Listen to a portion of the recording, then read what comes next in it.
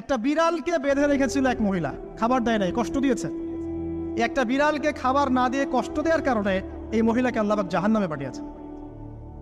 এরকম কত ঘটনা আছে, এই ঘটনাগুলো হাদিসের পাতায় বর্ণিত আছে। কোরআনে কি বলছে দেখুন। কোরআনের আমি কয়েকটা পয়েন্ট আপনাদেরকে খালি বলছি, এটা নিয়ে আমি সকালে ভাবছিলাম। আল্লাহ পাক আদম আলাইহিস সালামকে সৃষ্টি করেছেন আমরা সবাই জানি, কিন্তু আল্লাহ পাক সূরা সদের মধ্যে বলছেন ইবলিসকে, হে ইবলিস, তোমাকে কিসে বারণ করলো আদমকে সিজদা করতে, যে আদমকে আমি নিজের হাত দিয়ে সৃষ্টি করেছি। আল্লাহ রাব্বুল আলামিন যে আমাদেরকে এত যত্ন করে ভালোবেসে সৃষ্টি করেছেন, এটা কি আল্লাহ পাকের দয়ার নিদর্শন নয়?